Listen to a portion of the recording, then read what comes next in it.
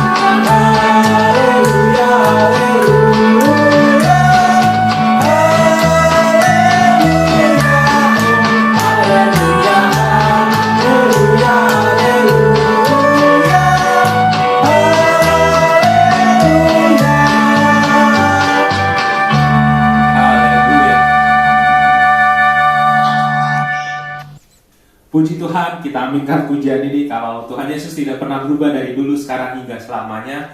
Dan oleh bilurnya kita telah ditebus, kita telah diselamatkan, dan kita dijadikan lebih dari pemenang. Kita mau angkat pujian lebih dari pemenang.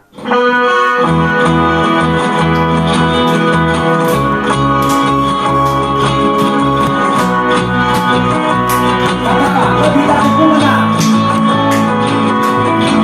Lebih dari pemenang dalam segala perkara.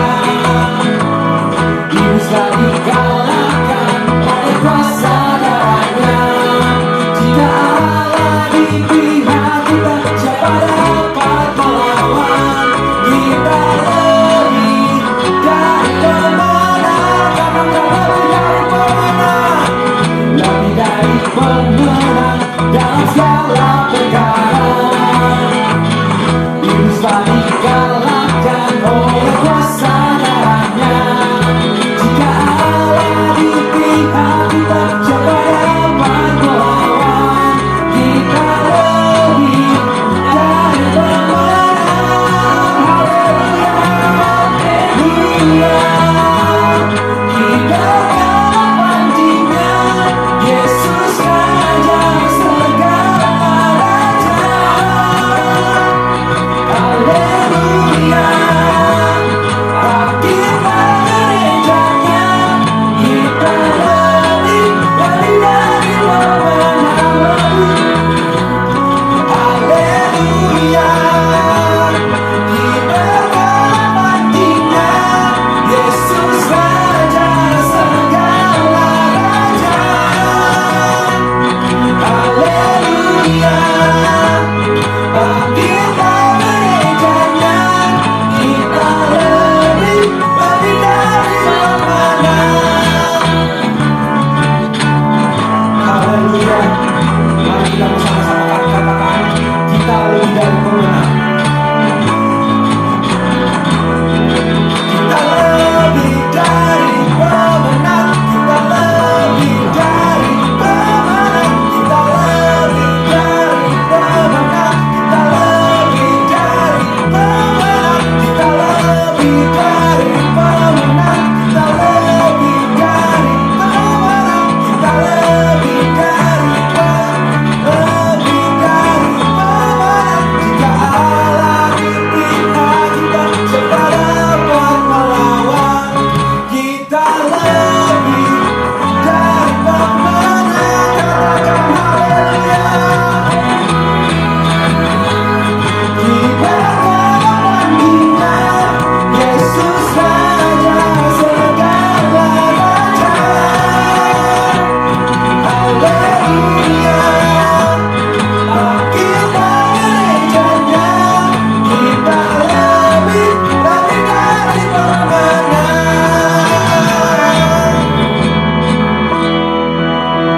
Haleluya. Kita sudah banyak memuji dan memuliakan nama Tuhan. Sekarang tiba saatnya kita akan mendengarkan sebagian dari sabda firman Tuhan. Kita mau angkat pujian seputih bulu domba.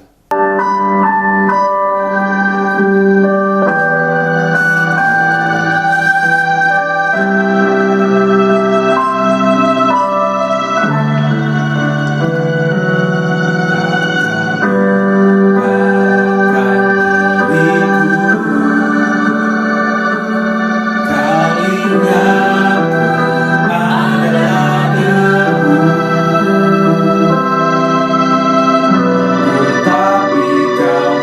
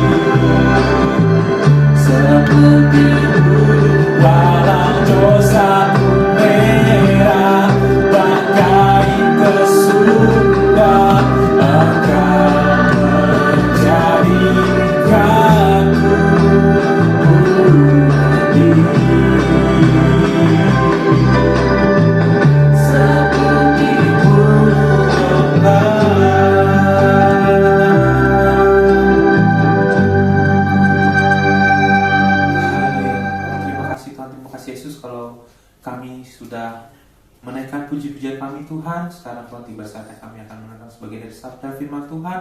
Tolong Tuhan ajak kami untuk duduk diam untuk mendengarkan firman-Mu ini Tuhan. Biarlah kiranya apa yang sebentar akan disampaikan oleh hamba-Mu dapat tertanam dalam hati dan pikiran kami dan dapat menjadi rema dalam kehidupan kami sehari-hari.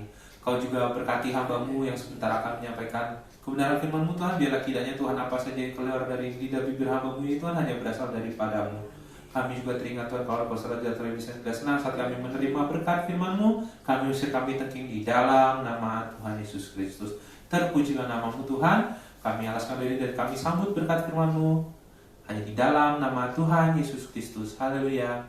Amin. Puji Tuhan. Selamat pagi Bapak Ibu Saudara yang dikasihi Tuhan. Pagi ini kita bersyukur kita sudah ada di bulan Agustus ya, tanpa terasa kita sudah melewati hari-hari kita yang begitu banyak tantangan, tapi kalau hari ini kita bisa beribadah memuji Tuhan, itu semua karena kebaikan Tuhan. Baiklah, pagi hari ini sebelum saya lanjut firman Tuhan, saya akan mengingatkan kepada Bapak Ibu Saudara semua untuk mempersiapkan roti dan anggur, karena kita akan mengadakan perjamuan kudus pada pagi hari ini.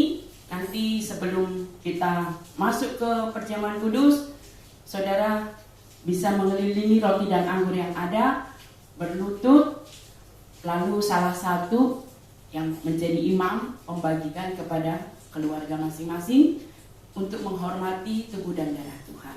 Baiklah, firman Tuhan pada pagi hari ini saya beri judul Tetaplah Kuat. Sekali lagi, tetaplah kuat. Kita baca ayat pertama kita di dalam Efesus pasal 6 ayat 10.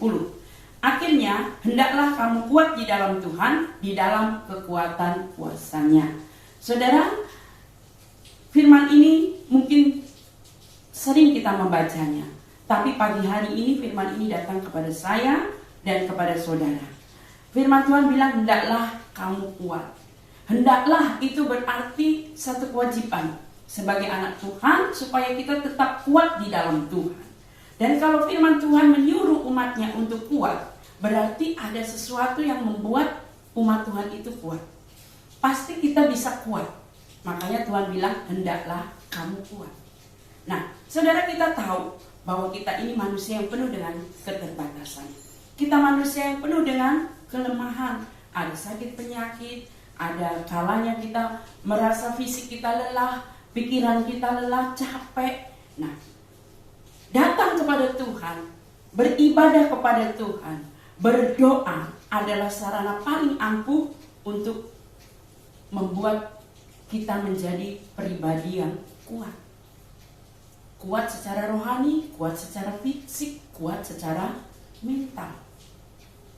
Karena Pengkhotbah pasal 5 ayat 16 berkata, malah sepanjang umurnya, umur manusia, ia berada dalam kegelapan dan kesedihan, mengalami banyak kesusahan, penderitaan, dan kekesalan.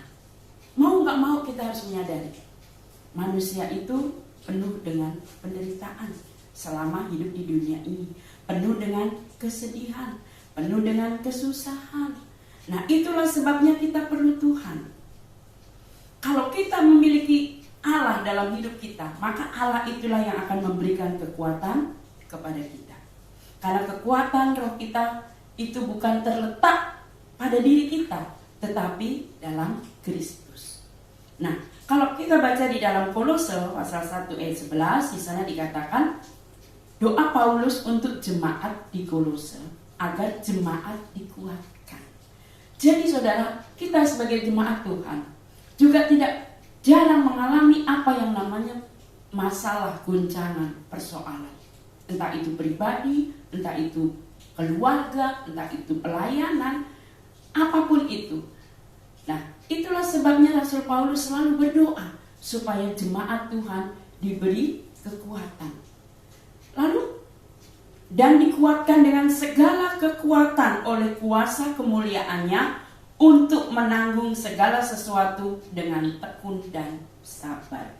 Kolose 1 ayat 11, saya baca sekali lagi. Dan dikuatkan dengan segala kekuatan oleh kuasa kemuliaannya untuk menanggung segala sesuatu dengan tekun dan sabar. Nah saudara, dalam menghadapi badai, dalam menghadapi masalah, persoalan, bahkan situasi pandemi yang tidak kunjung berhenti sampai hari ini, terus terang dibutuhkan kekuatan. Dan kekuatan yang tidak terbatas itu hanya ada di dalam Tuhan Yesus Kristus. Dan Tuhan berikan kekuatannya itu kepada saudara dan saya melalui Roh Kudus-Nya. Dia memberi kekuatan, dia memberi penghiburan, sehingga kita bisa tekun, sabar untuk menanggung semuanya. Itulah yang disebut kekuatan Tuhan. Memang kadang Tuhan tidak menjawab semua yang kita doakan, semua yang kita impikan, semua yang kita harapkan. Tetapi Tuhan selalu memberi kekuatan agar kita mampu menghadapi apa yang sedang kita alami. Saudara yang dikasihi oleh Tuhan Yesus, karena yang kita hadapi itu bukan hanya masalah-masalah perkara jasmani. Kalau pembacaan Efesus 6 ayat 10 itu ayat yang ke-11, itu yang kita hadapi itu tipu muslihat iblis. Penderitaan, masalah, goncangan itu kan iblis maunya itu terjadi menimpa umat Tuhan. Supaya umat Tuhan itu gak mampu, gak kuat, lalu mempertanyakan di mana Tuhan, undur tinggalkan Tuhan, kecewa. Itu namanya tipu muslihat iblis untuk membuat manusia tidak kuat imannya. Tetapi firman Tuhan di dalam Yesaya pasal 10, saudara bisa buka di dalam Yesaya pasal 10 ayat 29. Dia, siapa dia? Tuhan memberi kekuatan kepada yang lelah dan menambah semangat kepada yang tak berdaya. Sekali lagi, iblis berusaha menghancurkan, menggoncang iman kita. Tetapi kita punya Tuhan yang selalu memberi kekuatan kepada yang lelah dan tak berdaya. Kalau saudara dan saya adalah bagian dari manusia yang dikisahkan di dalam Pengkhotbah 5 ayat 16. Manusia yang hidupnya itu ada masalah, ada kesedihan, ada kesusahan, ada penderitaan, ada kekesalan. Tetapi kita punya Tuhan yang maha dahsyat, maha kuat. Allah di dalam nama Tuhan Yesus Kristus, dialah yang senantiasa memberikan kita kekuatan, kemampuan, sehingga kita bisa melewati semuanya itu. Bahkan di dalam Yesaya pasal 40 ayat 31 ayat selanjutnya dikatakan demikian firman Tuhan. Tetapi orang-orang yang menanti-nantikan Tuhan mendapat kekuatan baru. Mereka seumpama raja wali yang naik terbang dengan kekuatan sayapnya. Mereka berlari dan tidak menjadi lesu. Mereka berjalan dan tidak menjadi lelah. Saudara, orang yang hidup dekat Tuhan, mengandalkan Tuhan, dikatakan orang yang menanti-nantikan Tuhan mendapat kekuatan baru. Jadi saudara dan saya pasti diberi kekuatan ketika kita mengandalkan Tuhan. Ketika kita mengandalkan Tuhan Yesus Kristus terlibat di dalam setiap aspek kehidupan kita, masa depan kita, maka kita akan selalu diberikan kekuatan yang baru. Sehingga kita diumpamakan seperti Raja Wali yang naik terbang. Raja Wali itu terbangnya bukan pendek-pendek, saudara. Dia terbang tinggi. Ketika badai angin menerpa, menggoncang, justru dia makin tinggi, saudara, oleh kekuatan sayapnya. Dan sayap Raja Wali itu seringkali diumpamakan, diibaratkan apa? Roh Kudus. Ada satu lagu, oh Tuhan berikanlah saya burung nasar, yaitu kuasa Roh Suci saja. Nah, Ketika kita memakai Roh Kudus yang Tuhan berikan dalam hidup kita, kita mau dipimpin oleh Roh Kudus, kita mau dipegang, dituntun oleh Roh Kudus, maka kita akan menjadi orang-orang yang kuat di dalam Tuhan. Kita akan mampu melewati badai. Justru di tengah badai itulah burung Raja Wali, dia bisa menikmati perjalanannya itu. Saudara, badai sekuat apapun, masalah sehebat apapun, persoalan sehebat apapun di bumi ini tidak akan bisa mengalahkan kekuatan Tuhan. Kalau kita melekat kepada Tuhan, maka Tuhan akan memberi kuat kuasanya. Saudara dan saya akan menjadi orang-orang yang kuat di dalam Tuhan. Orang yang mau dipimpin oleh Roh Kudus, dia akan berlari tidak lesu. Itu artinya apa? Masalah boleh datang, ya. Kan letih, lesu, berbeban berat. Itu bisa dialami oleh semua manusia, termasuk saudara dan saya, anak-anak Tuhan. Tetapi kekuatan Tuhan menyertai, sehingga kita berjalan tapi tidak lelah, kita berlari tapi tidak lesu. Saudara, Raja Wali juga punya sayap yang besar dan kuat. Kalau dibentangkan itu manusia bisa tidur di atasnya. Nah, dengan mengepak-ngepakkan sayapnya itu, Raja Wali bisa naik dan naik. Demikian juga kita.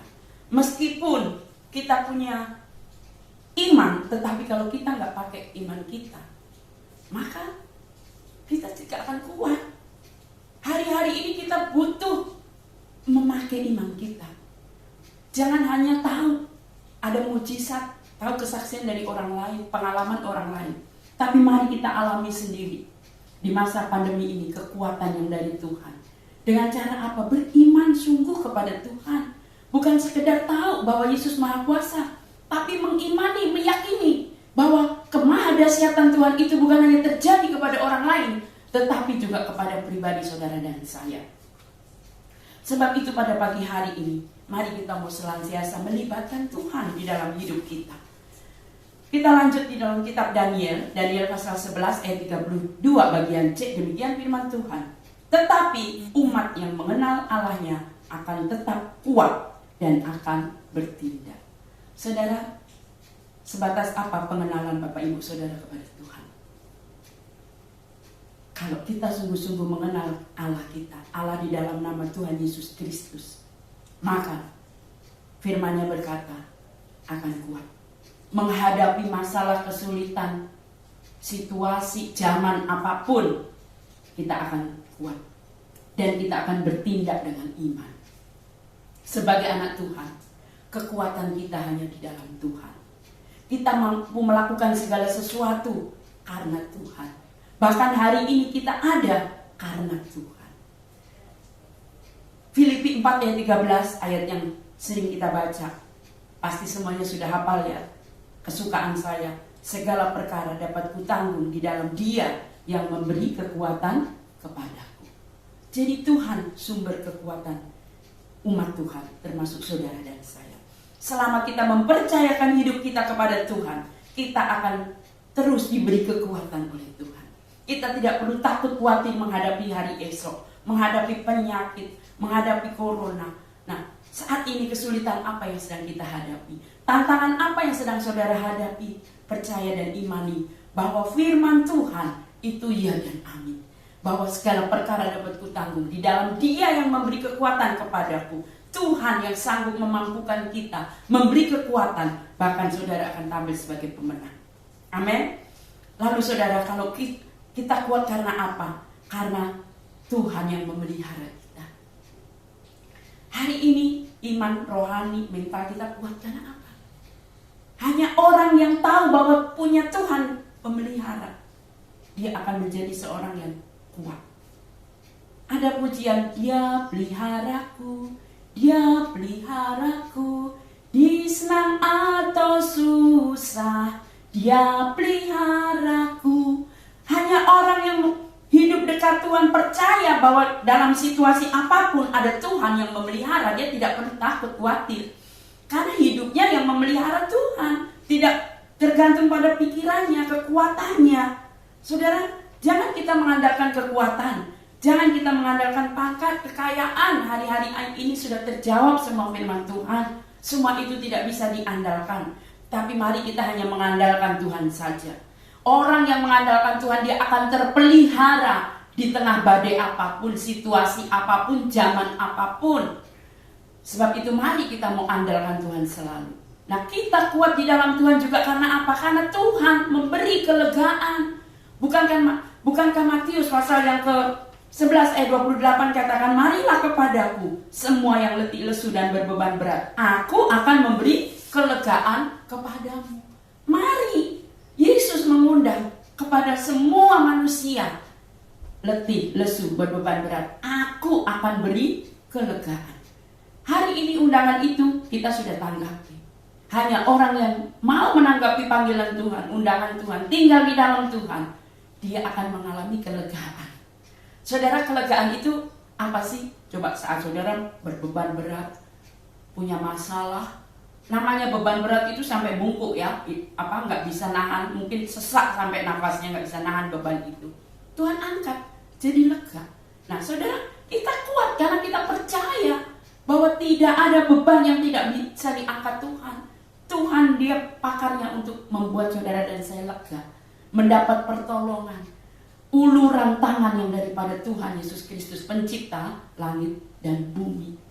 Dan itu hanya bisa dirasakan oleh orang yang tinggal di dalam Tuhan. Saudara, hari ke depan tidak akan menjadi lebih baik. Goncangan demi goncangan terjadi di berbagai belahan bumi. Kalau kemarin banjir ada di mana-mana, sekarang gempa bumi. Kalau tadi saya dapat WA, gempa 8,2 di Alaska, gempa 6,2 di Peru. Dan itu akan terus terjadi, karena bumi ini kan tempatnya goncangan. Tapi puji Tuhan kita punya rumah kerajaan yang tak tergoncangkan, yaitu surga. Sehingga kita tidak heran melihat goncangan-goncangan. Bahkan tadi pagi saya putar TV, Pak Presiden bilang, kita tidak tahu sampai berapa lama pandemi ini ada di bumi, termasuk di Indonesia. Tapi yang perlu kita lakukan adalah terus semangat, terus yang pengusaha kecil terus bekerja, terus giat. Nggak usah nunggu-nunggu nanti, tunggu nanti selesai pandemi. Kalau orang yang usaha di rumah, bisnis di rumah, kan memang nggak boleh kerja banyak orang di keluar rumah. Lakukan apa yang kita bisa lakukan. Nah, ini pun firman Tuhan sering-sering mengingatkan kepada kita. Sebagai anak Tuhan, jika hari ini kita diberi nafas hidup, itu artinya Tuhan masih mempercayakan kita dengan satu tugas, satu pelayanan, satu pekerjaan. Mari kita lakukan saja tugas kita. Mari kita bekerja saja. Beri yang terbaik kepada Tuhan dan sesama. Karena ketika kita sudah melakukan semua yang terbaik, gak ada orang yang tahu sampai berapa umur kita kan. Tetapi kalau kita sudah lakukan yang terbaik, Tuhan akan beri kekuatan, pertolongan. Kita tidak akan menjadi orang yang gampang takut, gampang khawatir. Lanjut, Hosea 6 ayat 3 dikatakan, marilah kita mengenal dan berusaha sungguh-sungguh mengenal Tuhan. Ia pasti muncul seperti fajar. Ia akan datang kepada kita seperti hujan pada akhir musim yang mengairi bumi. Nah, saudara, kalau saudara dan saya mau tetap kuat, hari-hari ini mari kita terus tetap mengenal dan mengenal Tuhan. Berusaha, itu artinya apa? Kita tingkatkan pengenalan kita kepada Tuhan dari hari ke hari. Kita tingkatkan nilai ibadah kita kepada Tuhan dari hari ke hari. Kalau kita meningkatkan kedekatan pengenalan kita kepada Tuhan, firman-Nya bilang apa? Tuhan akan muncul seperti fajar. Tuhan akan datang kepada kita seperti hujan pada akhir musim yang mengairi bumi. Coba kalau habis kemarau panjang, datang hujan, itu menyegarkan, menyejukkan, melegakan. Itulah Tuhan. Sebab itu, mari jangan kita sibuk dengan memikirkan kekhawatiran-kekhawatiran yang semakin hari akan semakin banyak di bumi ini. Tetapi mari kita menyerahkan hidup kita kepada Tuhan, mengandalkan Tuhan, mengenal Tuhan secara pribadi, membuat iman kita kuat. Allah di dalam nama Tuhan Yesus Kristus, Dia Allah yang maha kuasa, Dia Allah yang maha hadir, Dia Allah yang maha tahu, dan Dia ada di tengah-tengah kita pada pagi hari ini. Mari kita mempercayakan hidup kita hanya kepada Tuhan. Gak ada yang bisa kita andalkan di bumi ini. Amsal 3 ayat 5, kitab Amsal pasal 3 ayat 5 berkata, percayalah kepada Tuhan dengan segenap hatimu dan janganlah bersandar kepada pengertianmu sendiri. Saatnya kita pakai iman kita, jangan bersandar pada pengertian kita. Karena kalau Tuhan menolong, itu dahsyat luar biasa. Apa yang tidak pernah kita pikirkan, Tuhan punya banyak cara untuk menolong, menyembuhkan, memberkati, mengangkat saudara dan saya. Mari kita mau percayakan hidup kita ini hanya kepada Tuhan. Kalau saudara bepergian naik pesawat saja, saudara gak kenal sama pilotnya, saudara naik aja dan merasa pasti nanti saya tiba di tujuan. Entah itu naik kapal, entah itu naik kereta api, naik kendaraan umum. Saudara bisa mempercayakan keselamatan saudara kepada orang yang saudara tidak kenal. Bagaimana dengan Tuhan? Sebaliknya, kadangkala kita sudah menyerahkan hidup masalah kita kepada Tuhan, tapi kita gak percaya kepada Tuhan. Masa sih Tuhan bisa tolong? Padahal kita sudah jelas-jelas tahu Allah kita dahsyat, Allah kita luar biasa, Allah kita Allah yang hidup, Allah di dalam nama Tuhan Yesus Kristus. Tidak ada yang tidak bisa Dia lakukan, asal kita mau mengandalkan Tuhan. Tapi seringkali kita kurang percaya. Sebab itu biarlah hari-hari ini kita makin menaruh iman, pengharapan, percaya kita hanya kepada Tuhan. Ayat terakhir, Amsal pasal 3 ayat 8 dikatakan, itulah yang akan menyembuhkan tubuhmu dan menyegarkan tulang-tulangmu.